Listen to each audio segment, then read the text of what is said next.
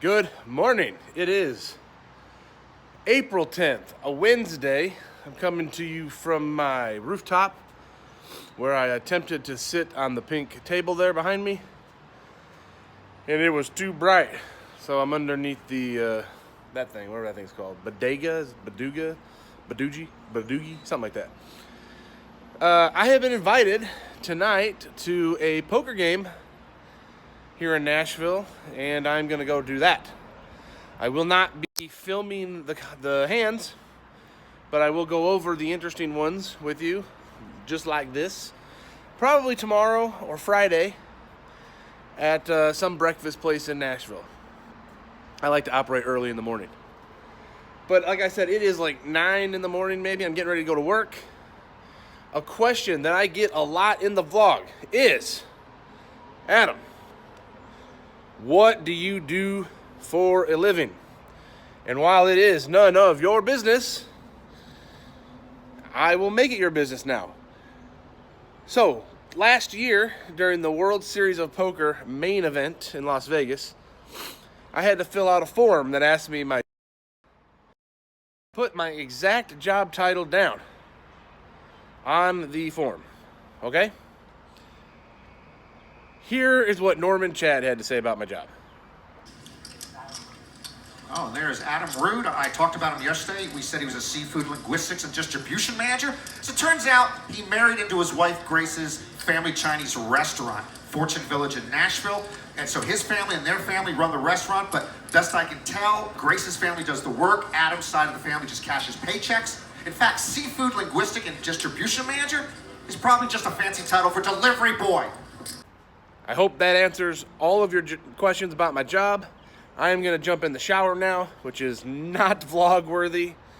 Trust me, YouTube is not the proper place to put my shower videos. So I will see you tonight. Let's play some cards.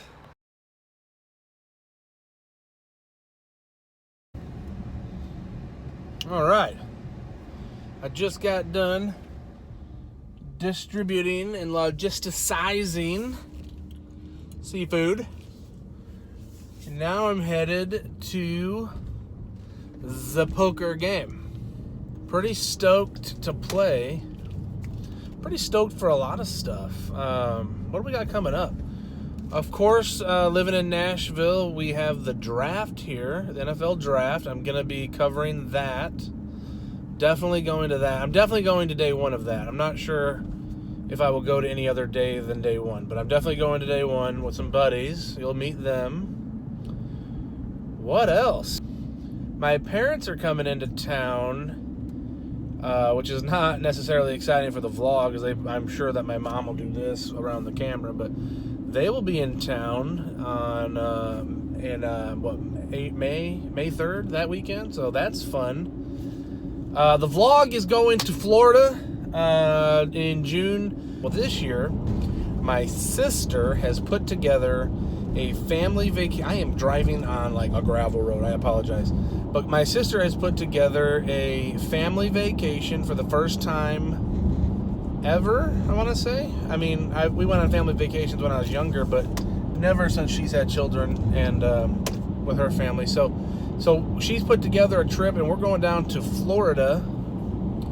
And that's in early June, and that's right during the World Series of Poker. So that is going to slice away the first trip to the World Series of Poker this year. We're just going to go one time. Already booked the flight. I'm going out July 3rd, I think. And I always play day 2 of the main event, so day 1B, I guess it would be.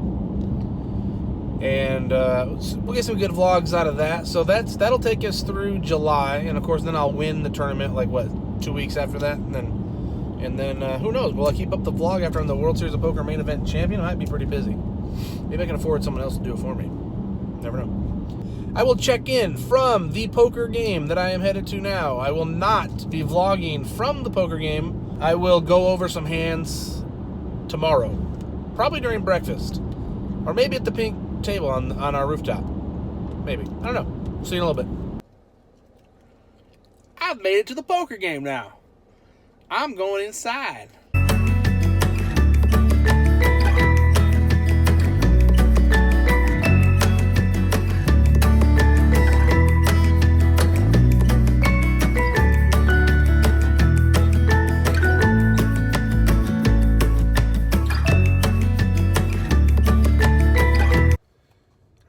Game just ended. I just got in the car. I am a loser, an L7 weenie. In the game for $1,000. Out of the game for $530. I am not a mathematician, but that is a $470 loss, I do believe. I am tired because it is 1:30 in the morning, so I'm going to go home. I'm going to get some sleep. I will wake up bright and early, and we will go to probably some breakfast place, and maybe we'll go upstairs. I don't know. And we'll talk about some hands. See ya.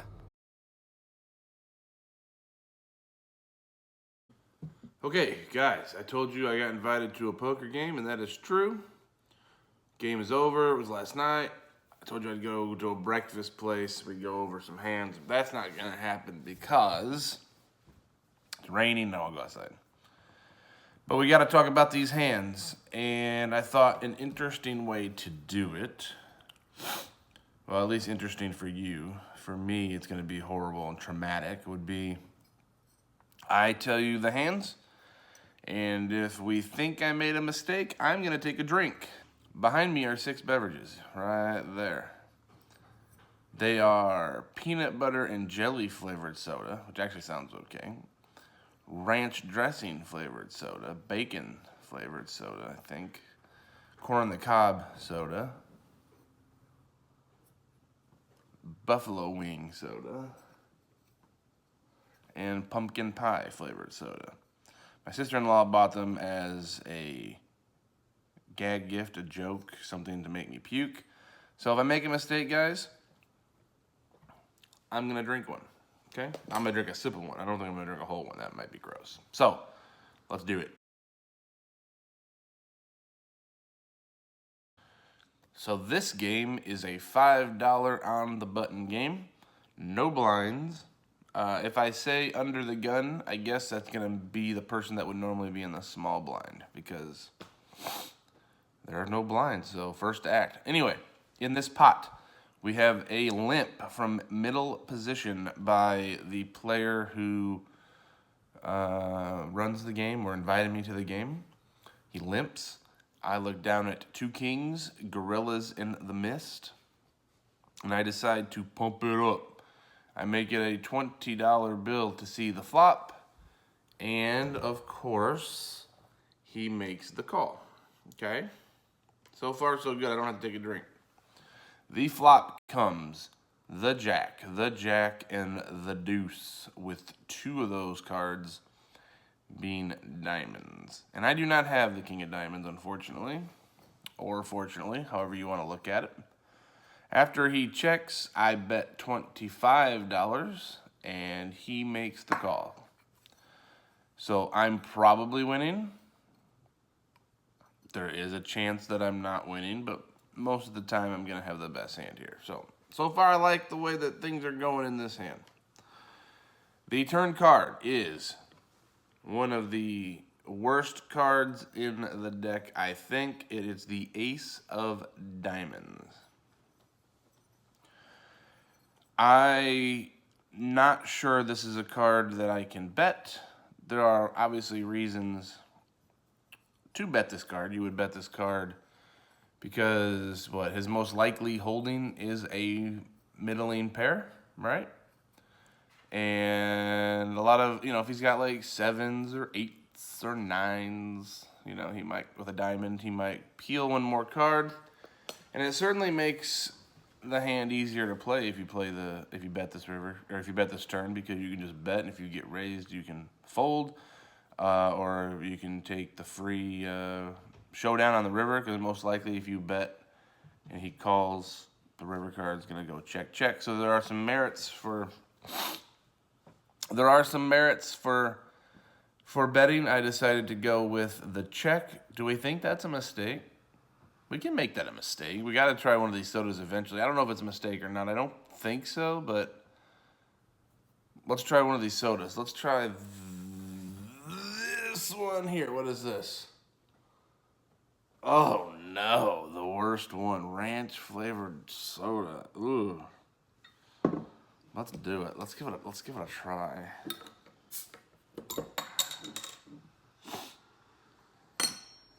Oh my, it smells like ranch dressing. How come this vlog started turning into me just putting disgusting things into my mouth?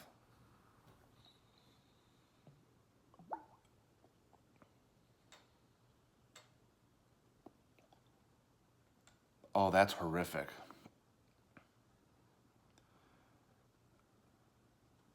That is horrific.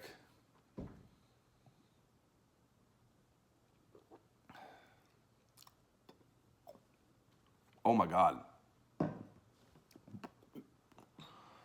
Okay, no more mistakes, please. Please, no more mistakes. River card.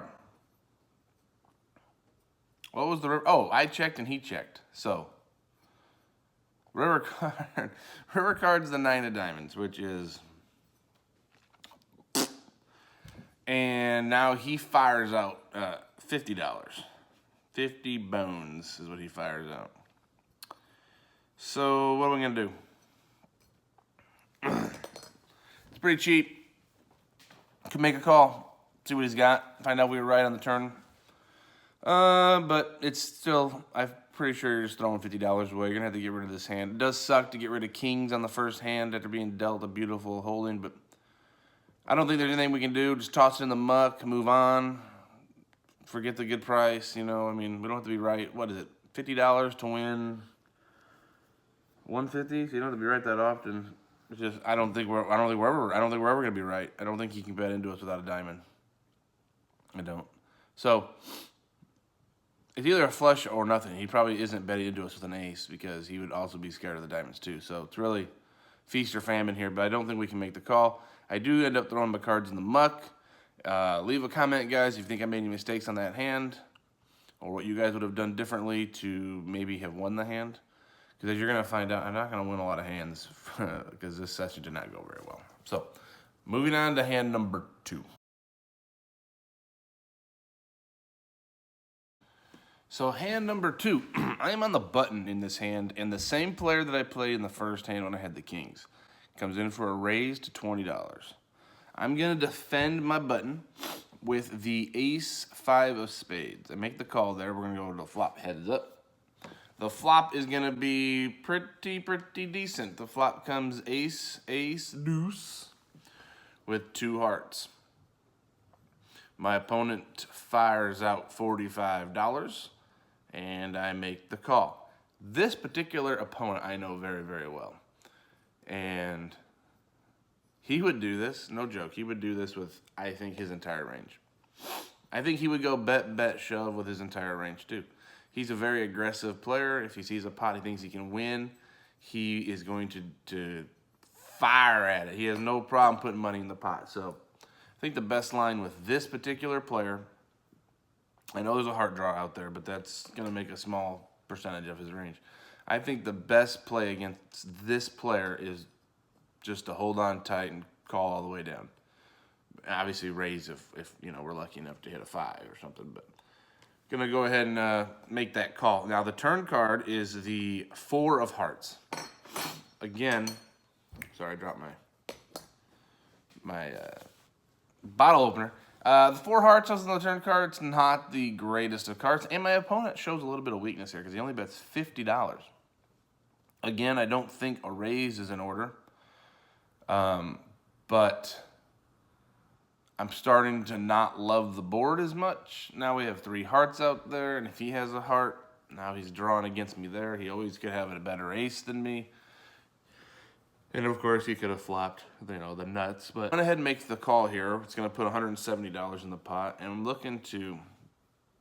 I'm really just looking to hit a non-heart river, so that I can very comfortably make this call, and probably win a decent-sized pot. And I kind of get what I want. The river is a queen of diamonds. But the problem is my opponent fires out $80 now. So he's not betting a ton, which means to me he knows I'm not folding, which is problematic because if I'm not folding, it means he wants me to call, right? If he's betting so small, and what's he betting that I can beat if he has a value hand? Make the call, and he rolls over the ace 9 of clubs. Things are not going well for me at this poker game. I lose another pot there, that one worth about $350. I guess I guess I should take a drink, you know. It's not going well there, it's not going well here. So let's go ahead and grab that yellow one right there. See what that is. Oh no, that one is sweet corn. That is sweet corn soda. Let's give it a whirl. Lost 2 hands in a row, so let's see if this one's any good. Cheers. This one actually smells like caramel. I wonder if they use caramel to sweeten this one. So it smells like. It doesn't say that in the flavors.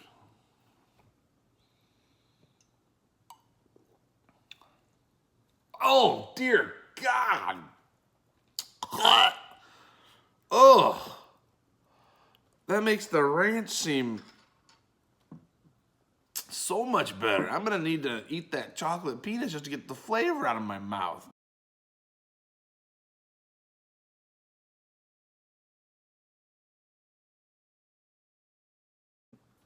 All right, third hand. So far we're 0 for 2. And I've taken 2 nasty ass drinks. So hopefully we don't make any mistakes in this hand. I do not have a good feeling about this one. So, the under the gun player limps for $5, and I am next to act. And I raise it up with the 10-7 of diamonds. Early position with 10 high in a game where no one's gonna fold and there's no dead money out there has got to be a mistake. Has to be. Let's start this off. Let's start this hand off with a drink just because it's gotta be bad, right? Has to be. This is bacon soda. Smells good though. It smells like bacon.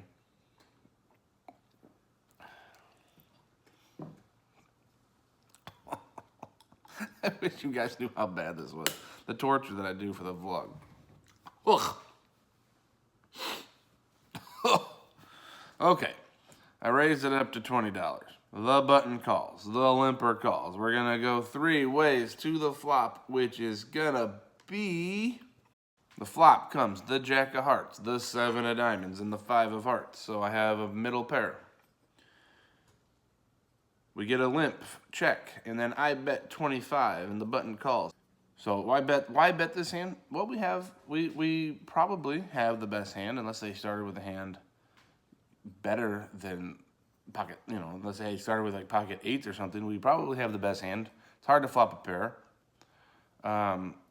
We're also protecting our hand against overcards. You know, we want to knock out people who have ace and king and queen high hands, right? So I think there's value in betting.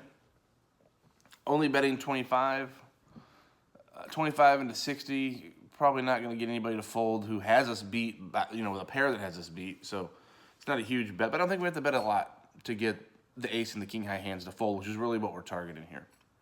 So we bet the $25, or at least, and we're making the people that have, a draw pay something, and it's not enough, but it's something, right? The turn card is going to be pretty good. It's the 7 of hearts. So put the flush draw out there. Now there's 3 hearts. Also gives us 3 sevens, which almost certainly gives us the best hand if we weren't already winning. I bet $50 this time, and the button makes the call pretty quickly, which is annoying because, I mean, he didn't even think about it. So I think I have the best hand with 3 sevens. I'd like to put in more money. You know, if I put in more money, maybe at least... what I'm saying is, I think I left money on the table. I think I could have bet 60 or 70, and he would have called that too, and he called 50 like that. What's his most likely holding? His most likely holding is a pair and a flush draw, right? Pair of jacks, like king jack or queen jack with the king or queen of hearts is a very likely holding. He could have jack 10 with the jack of heart or the 10 of hearts. So that's his most likely holding. Again, I think I should have bet a little bit more. Let's call it a mistake just because I want to get all 6 of these drank in this video. And this is the pumpkin pie soda, which actually sounds amazing, doesn't it? I might like this one.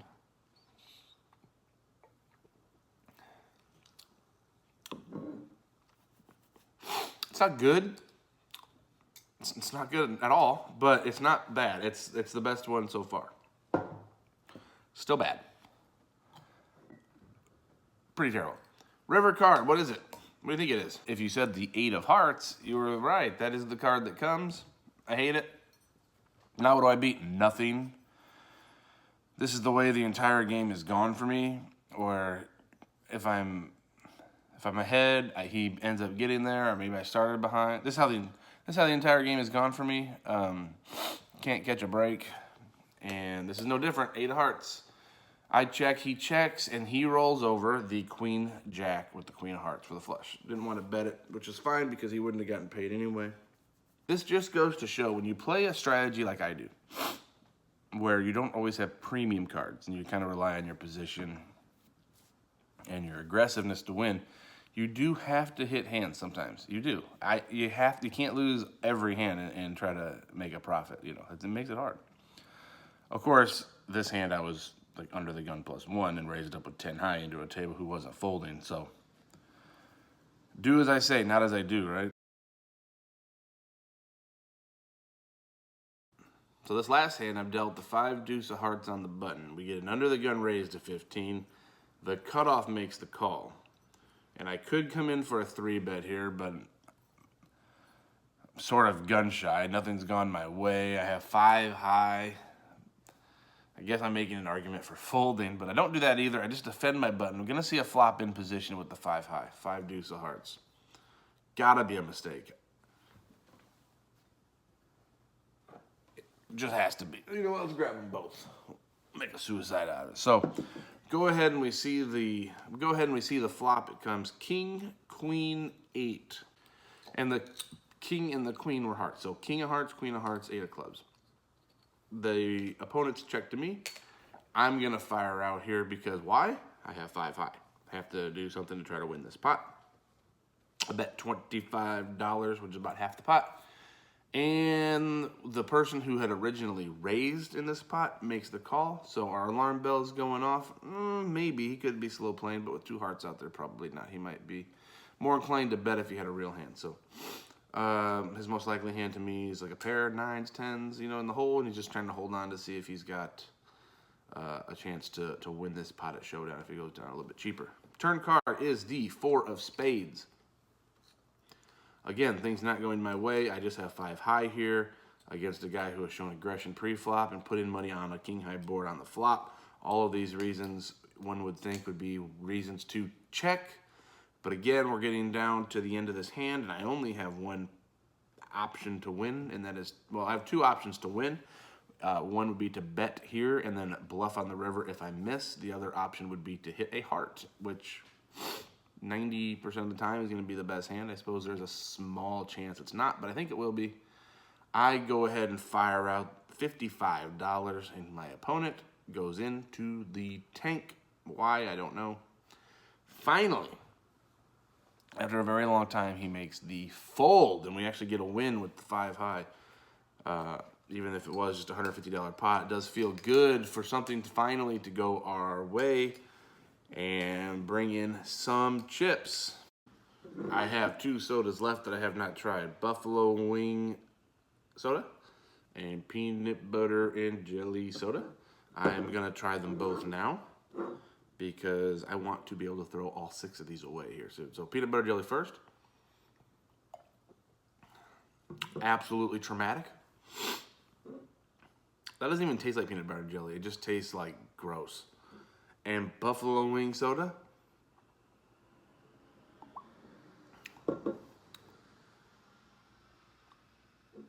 Is also god-awful. So I endured those drinks for you guys.